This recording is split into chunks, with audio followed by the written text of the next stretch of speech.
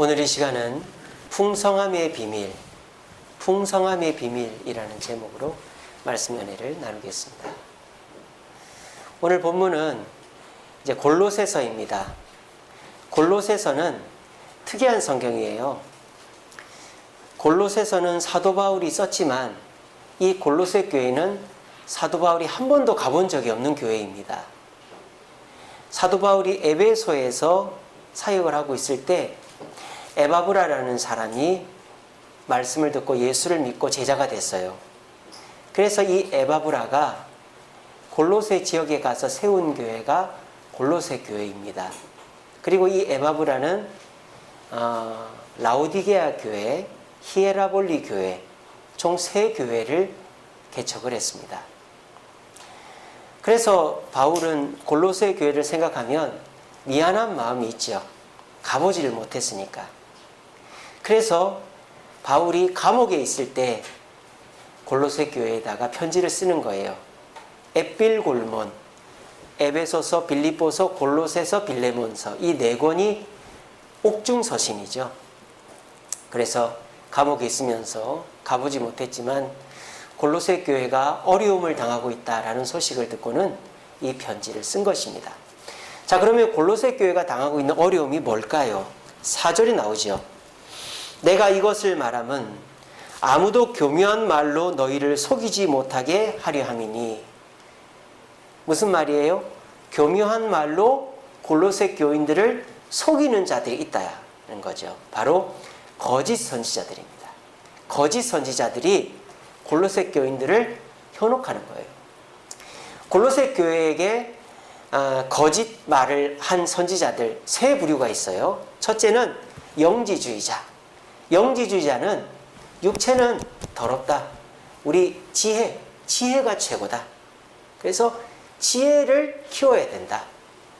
그래서 우리가 몸으로는 타락하든 뭘 하든 상관이 없다. 영지주의자. 영지주의자들이 골로새 교인들에게 막 이렇게 헛된 말, 교묘한 말을 했단 말이에요. 두 번째는 금욕주의자예요. 금욕주의자. 금욕주의자는 유대인들이죠. 율법대로 이것도 먹으면 안 되고 이것도 하면 안 되고 저것도 하면 안 되고 615개입니까? 그 율법을 다 지켜야 된다. 금욕주의자들이 있었어요. 세 번째는 신비주의자들이 있었어요. 천사를 숭배하는, 내가 꿈에서 천사를 봤다. 그 천사가 나한테 이런 환상을 줬다. 이런 신비주의자들이 있었어요. 그러니까 골로새 교회 내에 영지주의자, 금욕주의자, 신비주의자들이 막 헛된 말을 하니까 사도 바울이 안 되겠다. 이 골로새 교회가 그런 거짓 선지자들의 교묘한 말에 속아 넘어가지 않고 바른 신앙생활을 하게끔 도와줘야 되겠다 해서 감옥에서 이 편지를 쓴 거예요. 근데 오늘 사도 바울이 이런 표현을 써놨죠. 하나님의 비밀, 풍성한 비밀을 너희에게 알려주겠다. 이렇게 했어요. 성경은 비밀이 없습니다. 아유, 목사님, 성경이 비밀이잖아요. 비밀이 어디 있어요? 다 밝히 드러내고 있는데. 여러분, 진리, 알레테이아, 진리가 뭐예요? 감추어지지 않는다가 진리죠. 덮이지 않는다가 진리예요. 밝히 드러나다. 이게 알레테이아의 뜻입니다.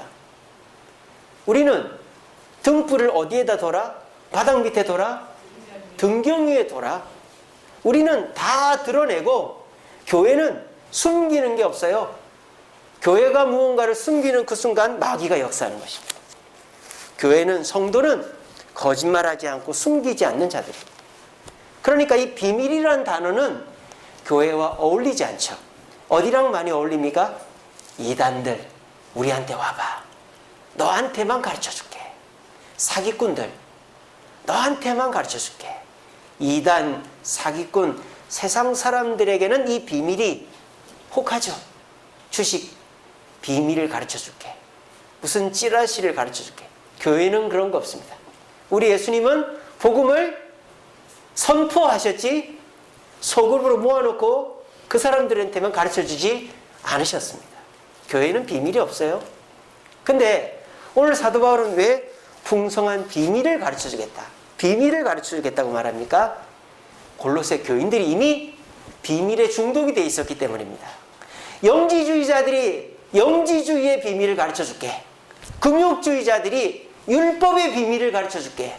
신비주의자들이 특별히 천사의 비밀을 가르쳐 줄게. 막 이러니까 골로새 교인들은 비밀이라는 얘기를 들어야 이제 조금 귀가 열리는 거예요. 어제 저희 노회에서 주일학교 지도자 세미나를 했는데 제가 충격을 받고 왔어요. 요즘에 아이들이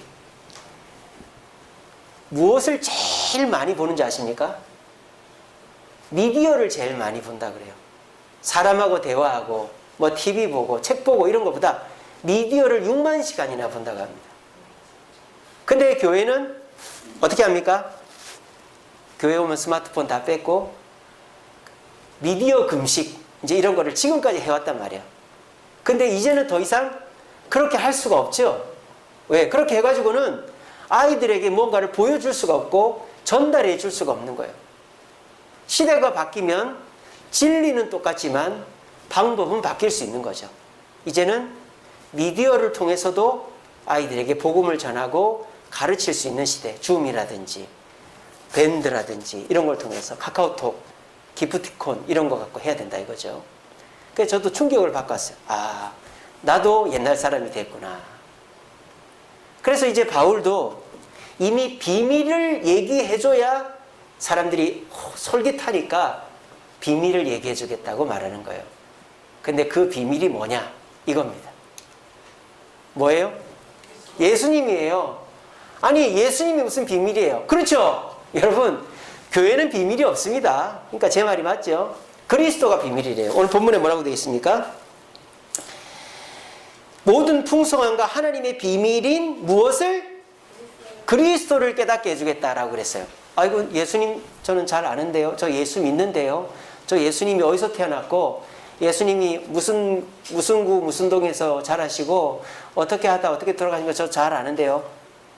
여러분, 지금 그 얘기를 하는 게 아닙니다. 우리가 예수님에 대해서 제대로 모르는 것들이 너무 많다는 거예요. 제가 예를 들어볼까요?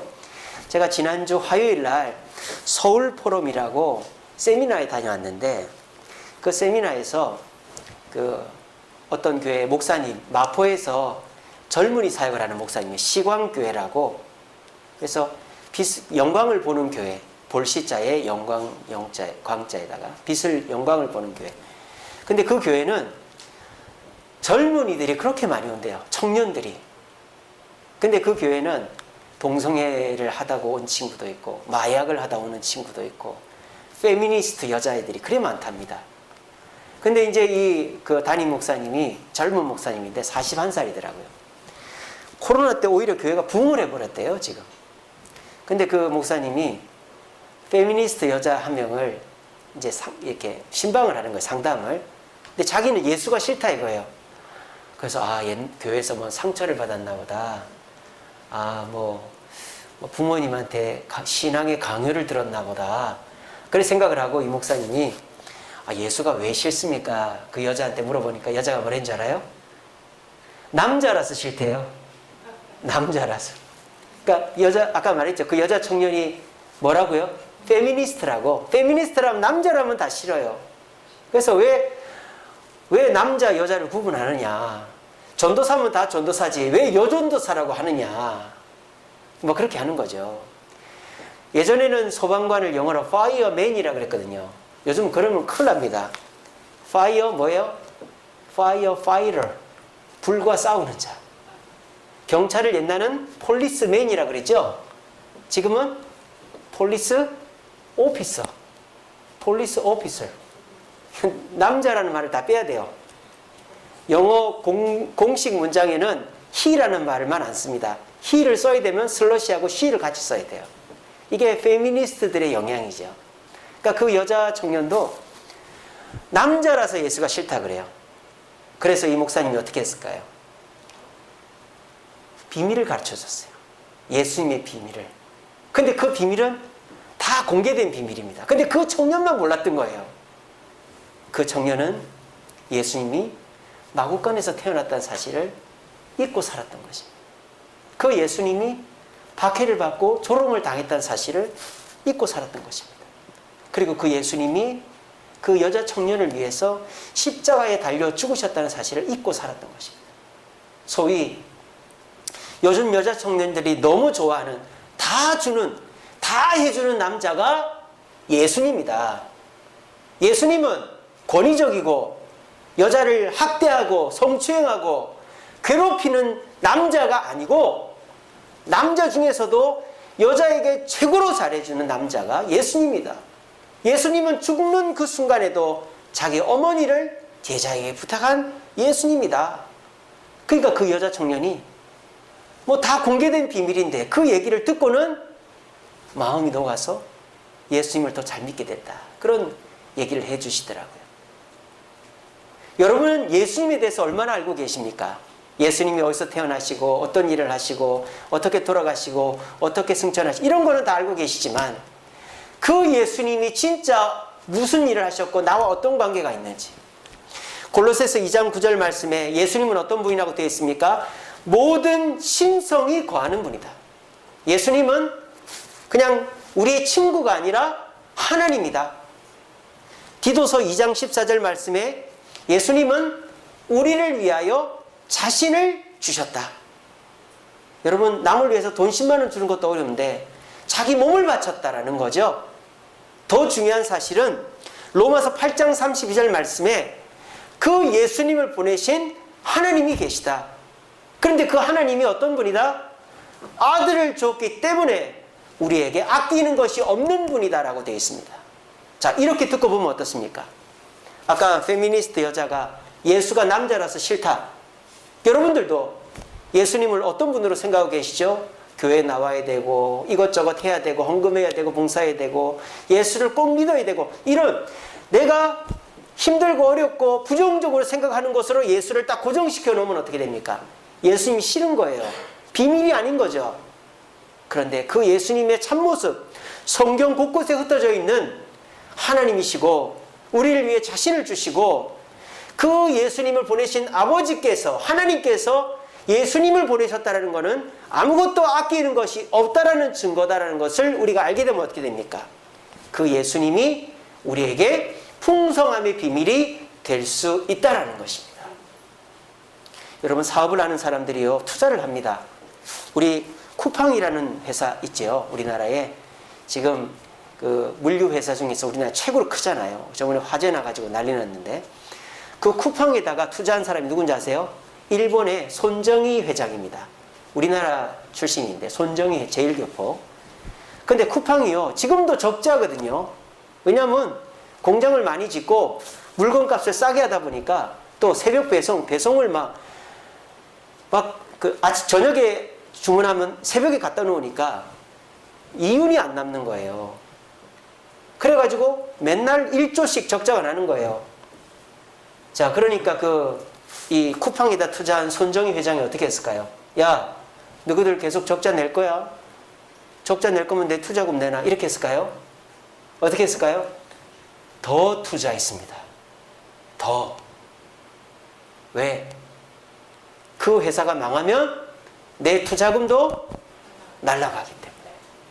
여러분, 여러분이 망하면 하나님의 투자도 날아가는 거예요. 여러분, 사람 한 명 키우는 게 얼마나 어려워요. 저는 요즘에 거리를 가다 보면 어린아이들 보면 이 아이들이 몇 억씩 돼 보여요. 애 하나가 요즘에 몇 억 아닙니까? 뭐 돈으로 평가해서 죄송합니다만은 얼마나 귀합니까? 국가적인 자산이죠. 애를 안 낳으니까. 부모 입장에서도 애가 귀하지만 국가적이고 사회적으로 봐도 애들이 너무너무 귀한 거예요. 하나님은 오죽하시겠어요? 하나님은 창세전부터 여러분들을 예정하셨습니다. 그런데 우리의 조상 아담이 죄를 지어버려가지고 그 다음 태어날 우리들까지도 지옥 가게 생긴 거예요. 투자한 게 말짱꽝이 돼버린 거죠. 난리가 났습니다. 하나님 큰일 났습니다. 어떻게 하십니까? 이거 망하면 안 된다. 이 투자가 실패하면 안 된다.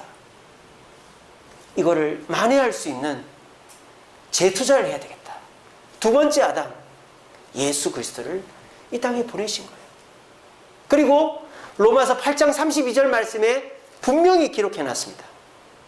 내가 예수를 보내는 것은 너희들에게 아무것도 아끼지 않겠다라는 사인이야 라고 말씀하셨어요. 그런데 예수를 믿는 우리가 무엇을 두려워하죠? 내 사업이 좀 안 된다고, 내 몸이 조금 아프다고, 자식이 속을 썩인다고 두려워할 필요가 있을까요? 두려워하지 마세요. 예수님을 보내신 하나님은 절대로 우리를 망하게 하지 않는 줄로 믿으시길 바랍니다.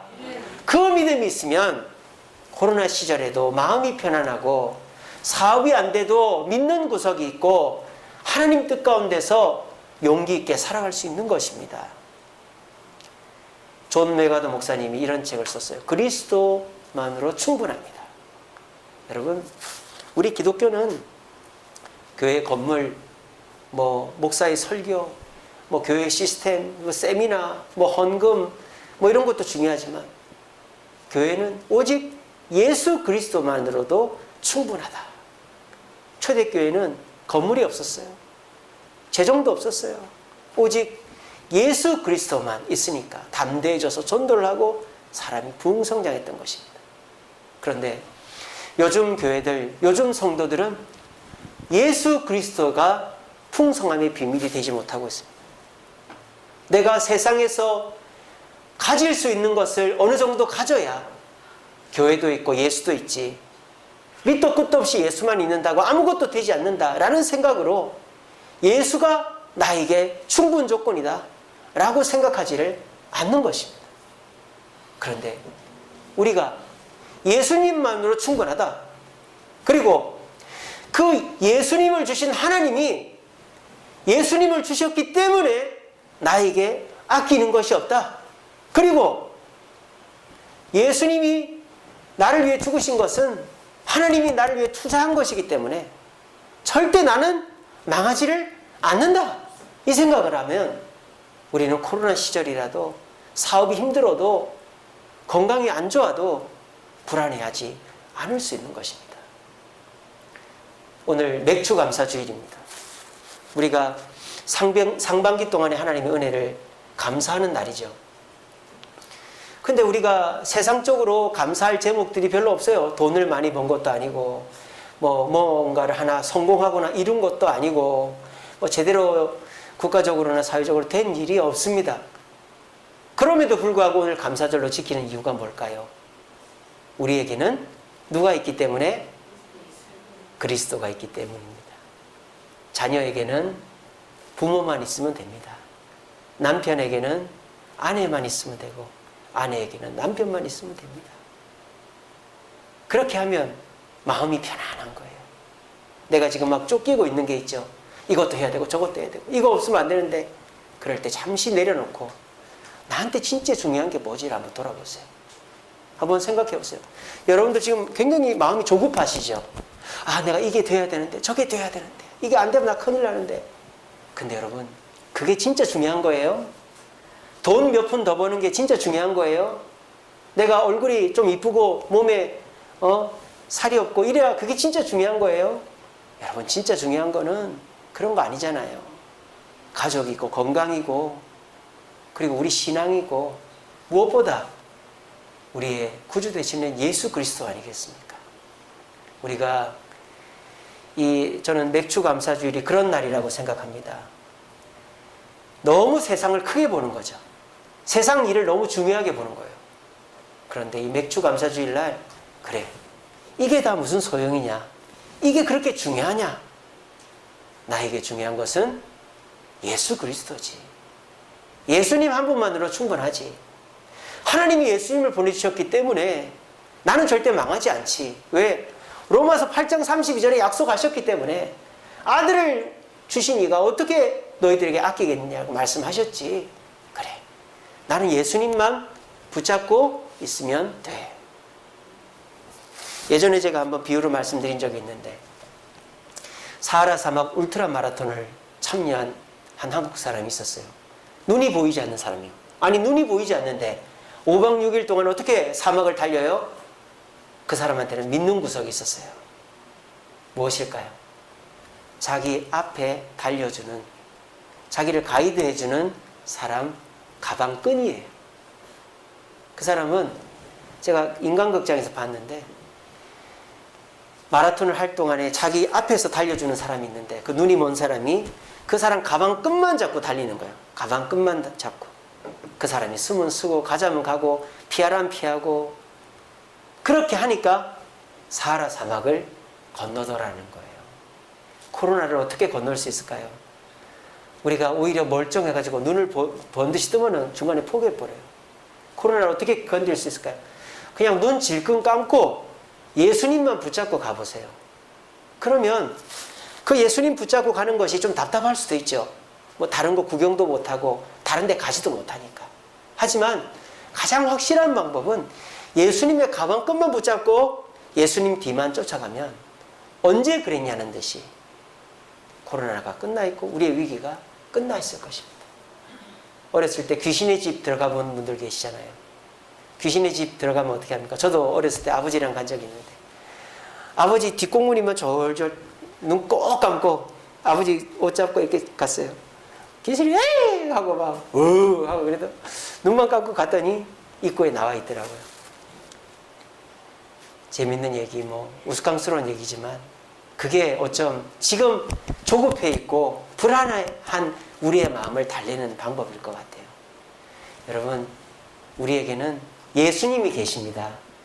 그 예수님은 하나님이시고 우리에게 자신을 주셨고 그 예수님을 보내신 하나님은 우리에게 예수를 투자했기 때문에 절대 우리가 망하는 것을 보지 않아요. 그러니까 우리는 절대 불안해할 필요가 없어요. 그 사실을 기억하시면서 이 맥주감사주일날 감사할 제목이 없어도 그래도 나는 예수님을 붙잡고 있으니 감사하다. 그 마음으로 감사하심으로 오늘부터 감사가 샘솟을 수 있는 저와 여러분 되시기를 간절히 바랍니다. 자, 그러면 우리가 예수를 붙잡고 싶은데 그게 쉽지 않단 말이에요. 예수님만 묵상하고 예수님 뒤만 따라가고 싶은데 우리를 부르는 사람이 많고 걸리는 게 많고 머리가 복잡하단 말이에요. 그러면 우리의 복잡한 머리, 우리를 부르는 거, 우리가 걸려 넘어질 뻔한 거를 어떻게 이기고 풍성함의 비밀인 예수 그리스도만 쫓아갈 수 있느냐? 골로새서에서 세 가지를 얘기합니다. 이 골로새서라는 성경은요, 세상 그 어떤 것보다, 지혜보다, 율법보다, 천사보다 예수 그리스도가 우월하다라는 것을 증명하는 책이 골로새서예요. 그래서 이 세상 그 무엇보다도 우월하고 우리에게 도움이 되는 그 예수님을 우리가 붙잡으려면 어떻게 해야 되는가가 나와요. 세 가지로 나옵니다. 첫 번째는 자, 읽어봅시다. 시작. 위의 것을 찾아라. 3장 1절. 골로새서 3장 1절에 나옵니다. 그러므로 너희가 그리스도와 함께 다시 살리심을 받았으면 위의 것을 찾으라 그랬습니다. 이게 무슨 말입니까? 예수 믿으면서 예수님이 줄 수 없는 거를 찾지 말라는 거예요. 찾으면 안 된다는 거예요. 세상의 것을 예수님께 찾지 마라 이거예요. 예수님이 줄 수 없는 거를 달라고 떼쓰지 말라 이거예요. 우물에서 숭늉을 찾으면 됩니까? 안 됩니까? 안 됩니다. 우물물을 퍼서 밥을 짓고 남은 이제 밥에다가 물을 끓여야 숭늉이 나오는 거죠. 어떻게 우물에서 숭늉을 찾냐? 그런데 오늘날 성도들이 하나님께 나와가지고 하나님 나 돈 주세요. 하나님 나 이거 성공하게 해주세요. 하나님 나 건강 주세요. 밥을 넣고 끓이지도 않았는데 숭늉을 달라고 한다 이 말이에요. 제가 지난 금요기도회 때 설교했는데 우리가 어떻게 해야 하나님의 응답을 받을 수 있느냐, 역사하는 기도 설교했거든요. 그때 베드로 이야기를 해드렸습니다.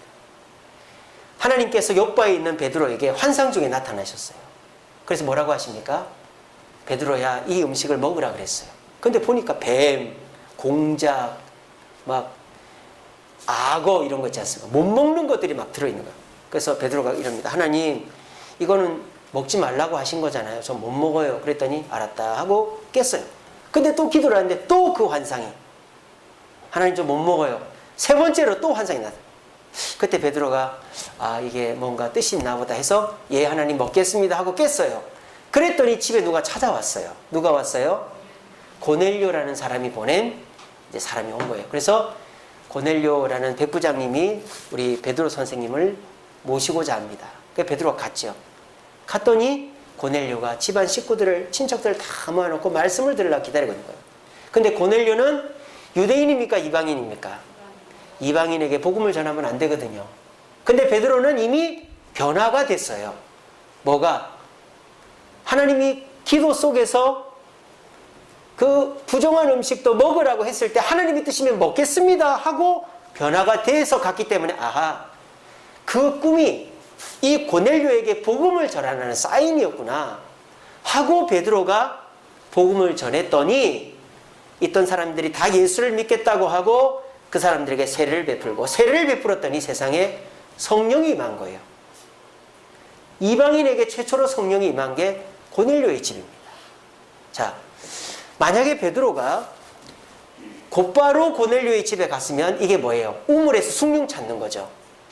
그러면 고넬료 집안 사람들에게 복음을 전하지도 않았고 세례도 안 베풀고 성령도 안 임했겠죠. 근데 베드로가 자신이 변화된 상태로 가니까 역사가 일어났다 이 말입니다.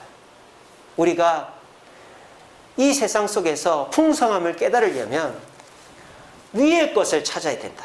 주님이 주실 수 있는 것을 찾고 주님이 주실 수 있는 것에 감사해야만 우리는 풍성함을 누릴 수 있다는 거예요. 자, 여러분,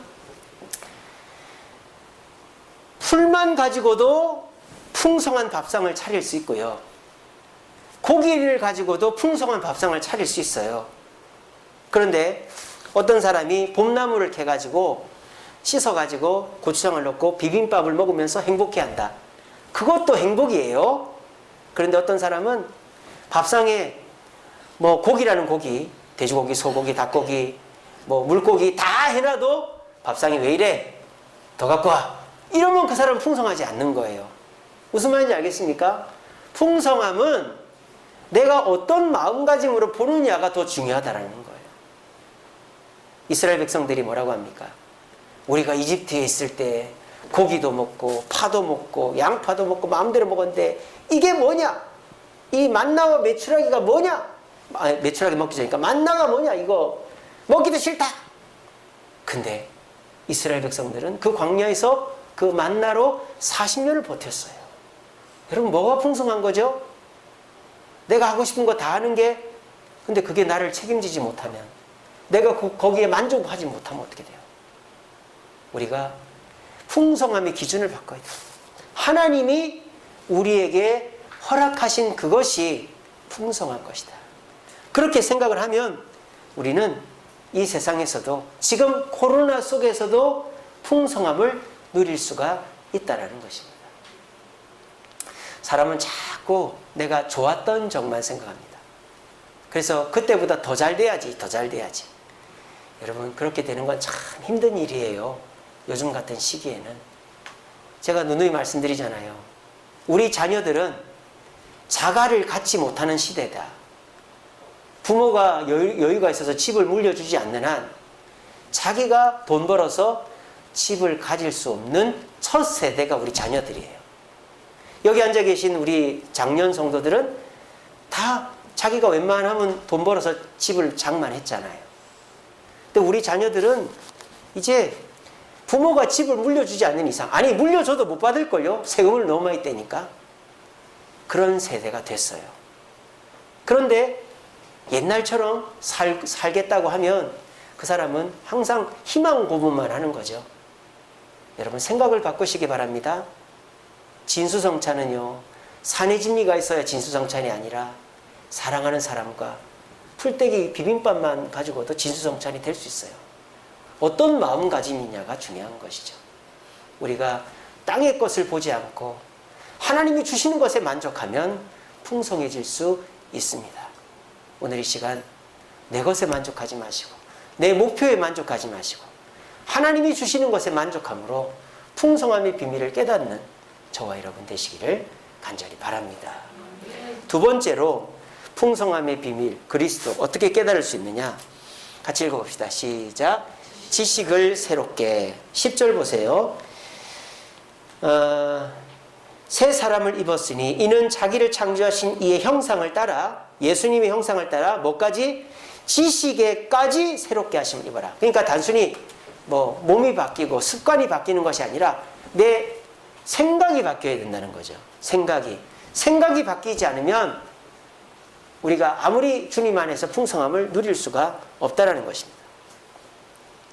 우리가 성공이 뭐냐? 여러분, 성공이 뭐예요? 성공, 돈 많이 벌고 남들이 어우 잘했다 칭찬하고 내가 뭔가 이루어내면 성공이다. 그런 생각을 갖고 있는 사람은 그렇게 돼야 돼요. 그렇게 안 되면 어떻게 돼요? 평생 자괴감 속에 사는 거예요. 근데 생각을 바꾸는 거죠. 지식의 새로움을 더하는 거죠. 성공이 뭐냐? 우리 가족들 건강하고 또 내가 남한테 신세 안 지고 내가 그래도 이 세상 예수 잘 믿다가 천국 가면 성공이지. 그렇게 생각이 바뀌면 어떻게 됩니까? 그 사람은 자괴감이나 열등감 속에서 살지 않는 것입니다. 생각을 바꾸는 것이 참 어려워요. 어떻게 하면 바꿀 수 있을까요? 지금 생각이 바뀌고 있는 거죠. 말씀을 들어야. 그리고 그 말씀 속에서 기도할 때, 아, 그렇구나. 깨달아지는 거예요. 오늘도 말씀을 듣고 계시지 않습니까? 교회 올 때까지만 해도 맥주 감사 주일인데, 내가 감사할 것도 없는데, 뭔 맥주 감사 헌금을 하나. 그런 생각을 하셨지만, 교회로 오면서, 말씀을 들으면서, 그렇구나. 내 풍성함은 성공이나 물질이 아니라 그리스도구나. 그리스도가 있으면 나는 절대 망하지 않는다. 그리스도를 투자하신 하나님께서 절대 나를 망하게 하실 리가 없다. 그 생각만 딱 가지면 어떻게 돼요? 마음이 편안해지고 풍성함을 누리는 거죠. 그러고 돌아가시면 어떻게 됩니까? 그래, 코로나라도 나는 풍성해. 이렇게 되는 거죠. 그게 말씀을 통해서 지식이 새로워지면 아무것도 달라진 게 없지만 풍성해지는 거예요. 그게 지식이 새로워지는 효과다라는 것입니다. 그런데 오늘 이 시간에도 말씀을 듣고 나는 그래도 돈이 있어야 돼. 나는 그래도 내가 원하는 게 이루어져야 나는 그리스도도 인정하겠어. 그러면 뭐 대책이 없는 거죠. 근데 오늘 말씀을 듣고 그렇구나. 내가 생각을 잘못했구나. 내가 하나님이 줄 수 없는 것을 달라고 했구나. 세상의 것을 달라고 했구나. 내가 하나님이 주실 수 있는 것을 구하고 주시는 것에 만족하면 나는 풍성해질 수 있구나 하는 것을 깨달으면 어떻게 됩니까? 여러분들은 그것으로 풍성함을 누릴 수 있는 거예요. 저희 집 아이들은 남의 옷을 빌려 입는 것을 부끄러워하지 않습니다. 얻어 입는 것을. 저도 누가 옷 주시면 너무 좋아요. 제가 입고 다니는 옷 누가 입다가 주신 옷인데 요즘 얼마나 새 옷들을 그냥 이제 안 입으시는지 너무 제가 잘 입고 다닙니다. 그런데요, 자존심이 있는 사람들, 남한테 얻어 입는 거를 부끄러워하고 그거를 못 참는 분들은 어떻게 돼요? 자기가 힘든 거죠. 돈을 더 많이 벌어야 되는 거예요. 어떤 게 편안한 겁니까? 그냥 낡은 차, 좁은 집, 누가 주는 옷이라도 그냥 깨끗하게 입으면 괜찮아. 이러면은 그 사람은 걱정할 게 없어요. 근데 꼭 내가 남들한테 부끄럽지 않게 집이나 차나 옷이나 갖춰야 된다. 남의 시선을 너무 의식하면 우리는 만족이 없고 항상 이제 막 갈등 속에 살 수밖에 없는 것입니다. 이 시간 여러분들이 살려면, 여러분들이 행복해지려면 생각을 바꾸시기 바랍니다. 성공은 남들한테 부끄럽지 않게 내가 뭔가를 갖춰야 성공하는 게 아니고 내가 생각을 바꿔서 그래도 내 가족 건강하고 내가 일할 일터 있고 내가 그래도 매주 교회 나와서 말씀 듣고 이렇게 신앙생활하고 천국 갈 수 있으니 얼마나 감사하냐. 지식이 말씀을 통해 새로워지면 우리는 전쟁터에서도 감사를 할 수가 있는 것입니다. 이 사실 굳게 믿으시고 그래, 내가 생각을 바꿔서라도 감사하고 기뻐하자. 풍성해진다. 그 마음으로 지식을 새롭게 하는 저와 여러분 되시기를 간절히 바랍니다. 마지막입니다. 우리 같이 읽어봅시다. 시작. 사랑을 더하라. 자, 14절입니다. 이 모든 것 위에 사랑을 더하라. 이는 온전하게 매는 띠니라. 우리가 그리스도가 주는 풍성함의 비밀을 깨달으려면 사랑을 더해야 된다 그랬어요. 이게 무슨 말이냐? 자, 사람을 보는 관점이 달라요. 사람이 이렇게 있으면 세상 사람들은 어떤 관점으로 그 사람을 보는 줄 아세요? 저 사람한테서 뭘 빼앗을까를 생각합니다. 아이고 목사님 제가 도둑놈입니까? 저는 그렇게 나쁜 놈 아닙니다. 아닌데요. 여러분들 우리 가게로 물건 사러 오는 사람들 보면 어떤 생각이 드세요? 내가 저 사람한테 이걸 꼭 팔아야지. 물론 물건을 주지만 빼앗는 거거든요. 광고가 뭐예요? 현혹시키는 거죠. 물건을 사게끔 하는 거예요. 그러니까 세상의 질서는 냉정하게 말하면 사람을 빼앗는 존재로 보는 거예요. 내가 뭘 뺏어야 되겠다. 그래서 내가 더 가져야 되겠다. 지금 우리나라에서 전 세계적으로 새롭게 떠오르는 기업들이 다 보면 뭐 IT 기업, 게임 기업 뭐 이런 거죠. 왜냐하면 제조업이라든 다른 거는 다 자리를 잡았으니까. 뭐로라도 사람들을 빼앗으려고, 사람들의 시간을 빼앗고 사람들의 관심을 빼앗으려고 해서 만들어진 회사들이 게임 회사, 구글, 페이스북 이런 거예요. 그래서 사람들이 자기 시간을 뺏기고 돈을 뺏기는 거죠. 제가 뭐 너무한 것 같지만 세상의 기준은 무엇을 빼앗아서 내가 부자가 돼야 된다는 게 세상의 기준이에요. 이거는 뭐 좀 듣기가 거북해도 어쩔 수 없는 거예요. 그게 진실이니까. 근데 우리 예수님은 어떤 분이죠? 예수님은 누군가에게 사람을 빼앗는 존재를 보지 않아요. 예수님은 사람에게 무언가를 줘야 된다라고 생각하시는 거예요. 이게 뭐예요? 우리의 지식이 새로워져야 되는 거예요. 우리는 이미 세상에 현혹이 되어 있는 거예요. 사람에게 뭔가를 뺏어야 된다는 게 말은 안 하고 생각은 안 해서 그렇지 본능적으로 내가 살아야지, 내가 돈을 벌려면 저 사람이 내 물건을 사줘야 되고 이왕 살 거 비싼 값으로 사줘야 되고 내가 절대 손해보면 안 되지, 이런 생각을 한다 이 말이에요. 근데 그 생각이 바뀌지 않으면 우리가 절대로 예수님 안에서 풍성한 비밀을 누릴 수가 없다는 겁니다. 자, 그러면 우리가 세상의 방법, 남의 것을 뺏어서 내가 부자가 되겠다, 이 생각을 바꾸는 방법이 뭐다? 바로 사랑을 더하는 것이다. 아까워도 주는 거다. 그냥 주는 거예요. 아까워도. 내가 아까운데 저 사람이 이 물건 사는 게 사실은 내가 더 받아도 되는데 그래도 깎아고 주는 거예요. 저도 택시를 타면 절대 잔돈을 받지 않습니다. 그냥 주는 거죠. 시장에서 물건을 사도 절대 깎지 않습니다. 그냥 주는 거예요. 근데요, 여러분 재밌는 게 뭔지 아세요? 그렇게 하면은 내가 물질적으로는 조금 손해를 보겠죠. 그렇게 하니까요, 예수님의 마음이 내 마음속에 더 많이 생각이 나더라는 거예요. 내가 억울한 일을 당하고 내가 안 줘도 되는 돈을 주고 내가 남한테 바보처럼 이용을 당했을 때 예수 믿는 사람이라면 누가 생각이 나느냐? 예수님이 생각이 난다 이 말이에요. 여러분 그런 경험 없으세요? 어른이 돼가지고 뭔 일을 하는데 부모님처럼 일을 했어요. 막 이렇게 부모님이 하듯이 뭐 실수도 하고 부모님이 하듯이 뭐 퍼주기도 하고 뭐 음식을 해도 막 손이 너무 커가지고 많이 하고 그러면 손해를 보죠. 근데 그럴 때 누가 생각이 나요? 엄마가 생각이 나고 아빠가 생각이 나고 아 우리 엄마 아빠도 이랬지. 그게 나한테 이익은 안 되지만 그분이 생각이 나는 거예요. 우리가 그리스도의 풍성함을 떠올리려면 예수님처럼 해야 된다 이 말이에요. 예수님이 어떻게 하셨다? 사람을 빼앗는 존재로 본 게 아니라 나눠주는 존재로 봤단 말이에요. 그런데 우리는 본능적으로 태어나면서부터 뺏으려고 든단 말이에요. 그게 어쩔 수 없어요. 그거를 바꾸기가 쉽지 않아요. 어떻게 바꿔야 된다? 생각을 바꾸기 전에 행동을 바꾸라 이 말이에요. 남한테 주라 이 말입니다. 자, 하나님께서 그랬습니다. 누르고 흔들어 넘치도록 안겨주리라 그랬어요. 그 앞에 뭐라고 되어 있죠? 주라 그랬어요. 주라. 그러면 누르고 흔들어 넘치도록 안겨주겠다 그랬어요.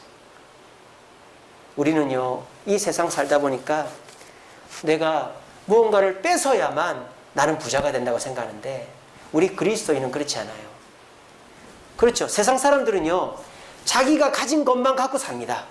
내가 100억이 있으면 그 100억 쓰면서 내가 그거 떨어지면 끝이에요. 근데 우리는 그렇지 않아요.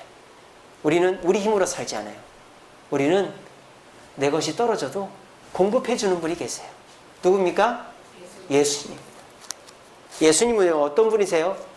내 것을 나눠주는 사람한테 더 많이 공급을 해 주십니다. 여러분들도 그런 경험 없습니까?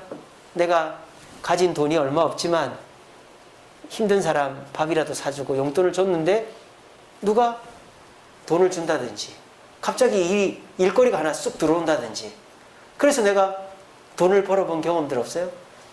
우리 많잖아요. 우리 장로님도 우리 성도들 어디 가면은 꼭 밥을 사주고 한단 말이에요. 그러면은 우리 권사님들이 그럽니다. 우리 사주면 더 벌 거야. 뭐 그런단 말이에요. 그럼 우리 장로님이 더 벌죠. 하나님 주시니까. 그러니까 우리 추성식 집사님도 그렇죠? 그러니까 우리가 내 것을 가져서 부자가 될 수 있지만 우리 그리스도인은 그렇지 않단 말이에요. 내 것을 나눠주면 하나님의 공급을 받아서 부자가 될 수 있다는 것입니다. 어떤 연못이 오래 가는 줄 아세요? 고인물은 비가 안 오면 바닥을 드러냅니다. 그런데 지하수와 연결되어 있는 물, 지하에서 물이 솟아나오는 물은 절대 물이 줄어들질 않아요. 오히려 물이 늘어나면 늘어났지 줄어들지 않습니다. 여러분 불안해하지 마세요. 아이고 내가 이 가진 돈 다 쓰면 저 사람이 달라는 대로 다 주면 뭐 시간 내달라는데 다 내주면 내가 뭐 먹고 사나 나는 뭐 하고 사나 걱정을 하지 마세요. 위에서 주시는 분이 계시단 말이에요. 그러면 우리는 떨어지지 않아요. 이게 사랑을 더해서 예수님을 깨닫고 더 풍성해지는 비결이다 하는 것입니다. 예수 그리스도 안에서의 풍성함은 이 세 가지로 얻을 수 있습니다. 우리가 하나님이 주실 수 없는 것을 달라고 하지 마시고 하나님이 주신 것에 만족하고 그리고 내가 세상의 고정관념에 빠져가지고 이 정도는 있어야 나는 성공하고 행복하다 그 생각하지 마시고 그래 주님만으로 만족해야지. 지식이 새로워지시고 그리고 내가 사람을 빼앗는 존재로 보는 게 아니라 예수님처럼 아깝지만 손해를 보더라도 나눠줬을 때 아 예수님이 이렇게 하신 거구나. 그걸 깨닫고 예수님을 더 가까이 하면 예수님이 우리에게 채워주셔서 우리는 더 풍성해지는 삶을 살아갈 수 있다는. 제가 아까 찬양할 때 그런 말씀 드렸습니다. 오늘은 맥주 감사주일이다. 근데 세상의 감사는 어떤 감사다? 내게 뭔가가 주어져야만 감사한다 그랬죠. 근데 그렇게 따지면 오늘 맥주 감사주일은 감사할 게 없어요. 코로나 시절에 우리가 뭘 얻었어요? 근데 교회의 감사, 그리스도인의 감사는 그렇지 않다. 그리스도인의 감사는 이미 내가 감사해서 받은 것들로 감사하는 것이다. 그래서 보리 추수를 하지만 하나님께 이미 감사하고 그 과정 속에서 하나님이 비도 주시고 농사도 잘 되게 해주셔서 보리가 많이 거치든 적게 거치든 감사하는 거죠. 그래서 오늘 우리가 이 맥주 감사주일날 감사를 하면 또 이 감사로 인해서 추수감사주일날 또 하나님의 은혜를 받고 감사하게. 감사가 먼저지 받는 것이 먼저가 아니다라는 것입니다. 우리는 이미 감사할 제목이 있습니다. 왜? 우리에게는 예수 그리스도가 있기 때문에. 그 예수 그리스도는 하나님이시고 자신을 주셨고 그 예수님을 보내신 하나님께서 절대 아끼시지 않겠다고 했으니 우리는 그분만 붙잡고 있어. 그분 가방끈만 붙잡고 있으면 절대 망할 일이 없다. 그럼 마음이 편안해지죠. 그래서 예수님이 하시듯이 남에게 사람을 이용해 먹으려고 하지 않고 뺏어 먹으려고 하지 않고 나눠주는 거예요. 그러면 우리 주님께서 우리 주세움교회 누구누구는 나처럼 하네. 내가 저 사람 망하게 하면 안 되지. 그러면서 위에서 부어주시는 거죠. 그러면 우리는 나누어져도 풍성함을 누리는 자가 된다. 이게 바로 풍성함의 비밀이다. 이 사실을 굳게 믿으시고 우리 모두 내가 풍성한 것은 주어진 것으로 하는 게 아니라 예수 그리스도로 하는 것이다 라는 걸 깨닫고 오늘도 풍성한 마음으로 돌아갈 수 있는 저와 여러분 되시기를 간절히 바랍니다. 말씀을 맺겠습니다. 오늘 본문에 보면요, 라오디게아라는 말이 나와요. 2장 1절에 보세요. 내가 너희와 라오디게아에 있는 자들. 자, 이 말을 왜 했다고 제가 아까 말씀드렸죠. 이 에바브라라는 사람이 골로새 교회만 개척한 게 아니라 어디를 개척했다? 이 라오디게아 교회와 히에라볼리 교회도 개척했다 그랬죠. 이 골로새 에베소에서 사도 바울을 만난 에바브라가 골로새로 와서 골로새 교회를 개척하고 라오디게아 교회를 개척하고 히에라볼리 교회를 개척했다고요. 근데 이 편지를 골로새 교인들만 읽은 게 아니겠죠. 어디 교인들도 읽은 거예요. 이 라오디게아 교인들이랑 히에라볼리 교회 교인들도 읽은 거예요. 그래서 세상의 것으로 풍성하지 말고 그리스도로 풍성하라는 것을 다 들었어요. 이 두 교회도. 근데요, 30년 후에 이 골로새서가 쓰여진 게 AD 60년경이거든요. 근데 AD 90년 이후에 사도 요한이 쓴 요한계시록에 보면 라오디게아 교회를 뭐라고 했는지 아세요? 이렇게 했어요. 너희를 뭐 하고 싶다? 토하고 싶다 그랬어요. 아니 예수 잘 믿는 성도들을 왜 토하고 싶다 그랬을까요? 이 라오디게아 교인들이 미지근한 성도들이었기 때문이에요. 이 라오디게아라는 이 지역은 이 장사꾼들이 지나가는 길이었어요. 그러니까 돈이 모이는 곳이죠. 그래서 특별히 양털로 이렇게 천을 만들고 옷을 만드는 그런 거래가 활발했고, 이 여기는 안약을 만드는 그 안약 그걸 많이 팔았대요. 그래서 이 라오디게아 지역은 부자 동네였답니다. 그런데 이 골로새 교회도 원래는 양모를 이렇게 만들어서 파는 곳이었대요. 그런데 무역로가 제가 주석을 보니까 골로새 지역을 지나갔는데 바뀌어가지고 골로새 지역이 아니고 이제 라오디게아 지역만 지나서 이렇게 가는 거예요. 그러니까 골로새 교회는 자동적으로 물질적으로 어떻게 됐겠어요? 힘들어졌겠죠. 지금 우리가 코로나 때문에 힘들어진 것처럼. 그런데 이 라오디게아 교회는 물질적으로 계속 풍요로웠다 이 말입니다. 그래서 심지어는요, 이 라오디게아 지역에 지진이 일어났어요. 지금도 미국의 어디입니까? 그 건물이 무너졌잖아요. 어디죠? 플로리다 쪽에. 그래서 재난을 선포하고 다른 지역의 사람들이 도와주잖아요. 원래 재난이 나면 자기 스스로 그걸 해결을 못 하잖아요. 근데 이 라오디게아 사람들은 얼마나 부자인지 지진으로 도시가 폐허가 됐는데 로마나 주변에 도움을 안 받고 도시를 재건한 지역이 라오디게아 지역이에요. 그러니까 그만큼 부자 동네라 이 말이에요. 근데 이 부자 동네가 어떻게 30년 후에 사도 요한에게 책망을 토해버리겠다라는 책망을 들었을까요? 그건 뭡니까? 오늘 이 골로새 말씀을 들었지만 변화가 안 된 거죠. 30년의 기회가 있었어요. AD 60년경의 골로새서를 라오디게아 교회 성도들도 읽었지만 변화가 안 된 거예요. 라오디게아 성도들은 위의 것을 찾은 게 아니라 세상의 것을 찾은 거예요. 지식을 바꾼 게 아니라 여전히 세상의 것에 성공의 기준을 뒀던 거예요. 라오디게아 교인들은 남의 것을 뺏어서 부자가 되려고 여전히 생각을 했던 거예요. 그렇게 되니까 30년 후에 주님 앞에 책망을 들었다 이 말입니다. 오늘 이 자리에 계신 저와 여러분들도 오늘 이 말씀을 듣고 우리가 우리의 삶을 바꾸느냐 안 바꾸느냐에 따라서 주님 앞에 섰을 때 잘했다 칭찬을 받든지 내가 너를 토해버릴 뻔했다라는 책망을 들을 수도 있다라는 것입니다. 소아시아 7교회 중에서 유일하게 책망을 들은 교회가 이 라오디게아 교회 아닙니까? 여러분, 우리도 그렇게 되면 안 되겠죠. 우리에게도 기회가 있습니다. 골로새서 말씀이 라오디게아에도 선포된 것처럼 오늘 제가 그리스도가 우리의 비밀이다. 그리스도만으로 충분하다. 그리스도를 보내는 하나님이 절대 우리를 망하게 하지 않는다. 이 말을 믿고 코로나를 이기고 불안감을 떨쳐내면 여러분들은 풍성한 삶을 사는 거예요. 근데 오늘 말씀을 듣고도 어떻게 그렇게 예수만 보고 살아. 어떻게 사람 얼굴만 보고 살아. 세상의 것도 있어야 되지.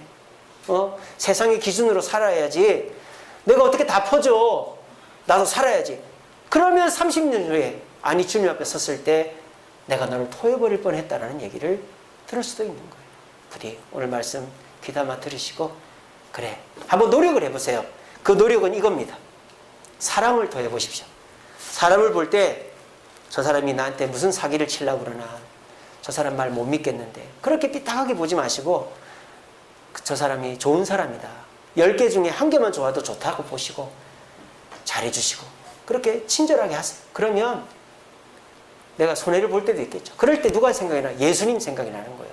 그러면서 그래 예수님처럼 나도 살아보자. 그러면 예수님이 책임지실 거야. 그리고 예수님이 내가 손해본 걸 다 메꿔주시는 거죠.